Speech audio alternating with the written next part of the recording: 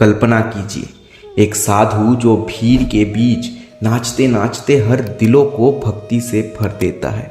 एक संत जिसके संकीर्तन से पूरा नगर गूंज उठता है।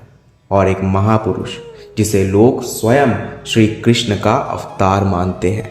वो है श्री चैतन्य महाप्रभु, जिन्होंने दुनिया को सिखाया कि भगवान तक पहुंचने का सबसे सरल मार्ग है नाम संकीर्तन, प्रेम और करुणा। आज के इस वीडियो में हम जानेंगे कौन थे चैतन्य महाप्रभु, कैसा था उनका जीवन और क्यों आज भी उनका नाम सुनते ही भक्तों के हृदय आनंद से झूम उठते हैं।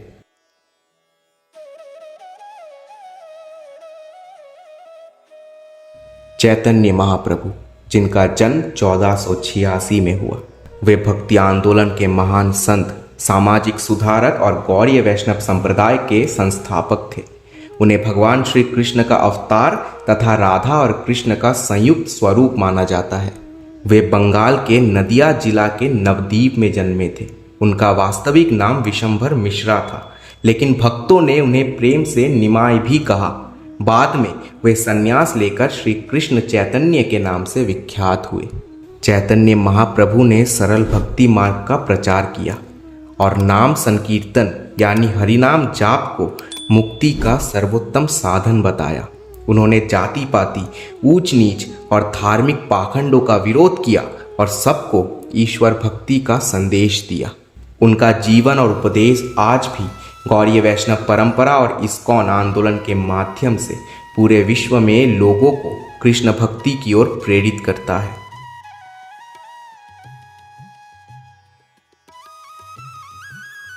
एक बार श्री चैतन्य महाप्रभु वृंदावन की ओर यात्रा पर निकले। मार्ग में वे घने जंगलों से होकर जा रहे थे। महाप्रभु गहरे भाव से हरे कृष्ण महामंत्र का कीर्तन कर रहे थे और जैसे ही उनके श्रीमुख से हरिनाम निकला तो तुरंत एक अद्भुत चमत्कार हुआ। जंगल के जंगली पशु, हिरन, बाघ, हाथी, भालू, यहाँ तक कि सर्प भी उनके कीर्तन से मोहित हो उठे। और जब महाप्रभु आनंद में नृत्य करने लगे तो सारे पशु भी उनके साथ नृत्य करने लगे।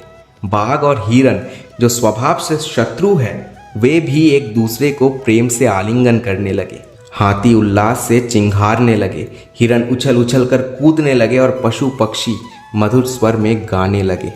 तब महाप्रभु ने प्रेममय होकर उन पशुओं को अपने आलिंगन में भर लिया और उनसे भी श्री हरि नाम संकीर्तन करवाया। और उस क्षण से सारे हिंसक स्वभाव शांत होकर प्रेममय हो गए। यह अद्भुत घटना दिखाती है कि ईश्वर के प्रेम और हरिनाम में इतनी शक्ति है कि वो जंगली पशुओं के हृदय को भी बदल सकता है।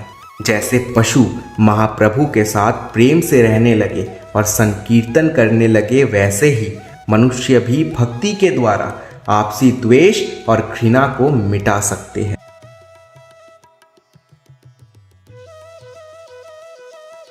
नवद्वीप की एक रात थी। चारों ओर हरिनाम संकीर्तन की गूंज फैल रही थी। श्री चैतन्य महाप्रभु अपने ही एक भक्त श्रीवास के आंगन में नृत्य कर रहे थे। भक्तजन ताली बजाते, गाते और झूमते हुए हरिनाम में डूबे हुए थे। परंतु उसी समय घर के भीतर एक विपत्ति हो गई। श्रीवास पंडित का एकमात्र पुत्र अचानक मृत्यु को प्राप्त हो गया। उसकी पत्नी फूट फूट कर रोने लगी। ये ध्वनि सुनकर श्रीवास जी संकीर्तन छोड़कर भीतर आए। तब पत्नी ने विलाप करते हुए बोला, स्वामी देखिए, हमारा पुत्र चला गया। तब श्रीवास पंडित ने अपने मृत पुत्र को देखा। क्षण भर के लिए उनकी आंखें भी भर आई, किंतु तुरंत ही उन्होंने गहरी श्रद्धा और दृढ़ता से कहा, सुनो, जब से हमारा विवाह हुआ है मैंने तुमसे कुछ भी नहीं मांगा। हमेशा तुम्हें प्रसन्न रखने का ही प्रयास किया है। आज पहली बार तुमसे एक चीज़ मांग रहा हूँ। अभी मत रो। ये बच्चा चला गया है, इसमें अब कोई बदलाव नहीं किया जा सकता। हम अभी रो ले या थोड़ी देर बाद, इससे कुछ अंतर नहीं पड़ेगा। पर याद रखना, रोज जन्म होता है, रोज मृत्यु होती है, लेकिन रोज हमारे आंगन में श्री गौरांग महाप्रभु का संकीर्तन नहीं होता। ये सौभाग्य सहस्त्र जन्मों में भी नहीं मिलता। इसीलिए इसे ढक दो, दरवाज़ा बंद कर दो और किसी को भी मत बताना। आज महाप्रभु का कीर्तन वादित नहीं होना चाहिए। तब उनकी पत्नी ने आंसू पोंछे और भारी मन से उनकी आज्ञा मान ली। इधर संकीर्तन चरम पर था। महाप्रभु नृत्य करते करते बोले, हे श्रीवास, जब तक तुम सामने नहीं रहते मेरा हरिनाम फीका लगता है। तुम कहाँ चले गए थे?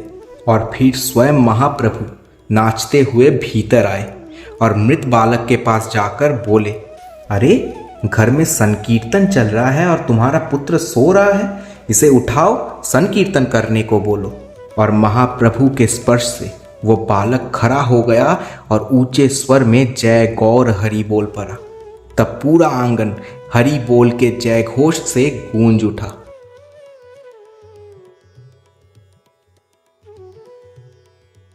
जगन्नाथपुरी का वातावरण भक्ति रस से भरा हुआ था।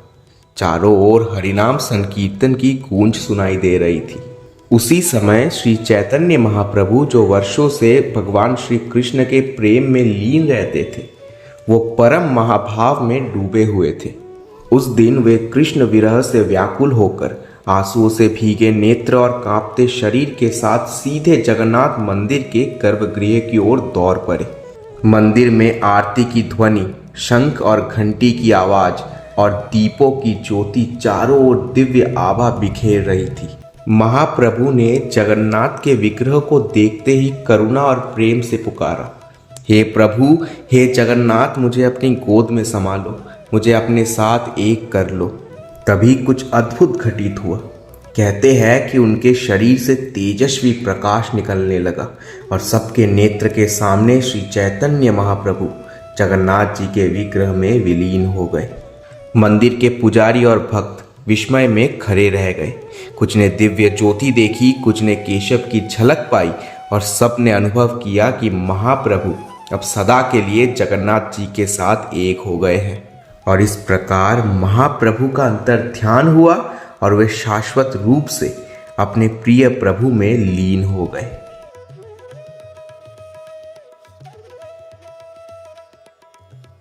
श्री चैतन्य महाप्रभु का जीवन हमें एक ही बात सिखाता है, संसार का सबसे बड़ा सुख धन दौलत या मान सम्मान में नहीं, बल्कि केवल भगवान के नाम और उनके प्रेम में है। महाप्रभु कहते हैं, जिस हृदय में हरिनाम बस जाए वहाँ भगवान स्वयं नृत्य करते हैं। सोचिए, अगर हम भी दिन रात हरे कृष्ण हरे राम का संकीर्तन करें तो क्या हमारे जीवन की हर पीड़ा मिट नहीं जाएगी?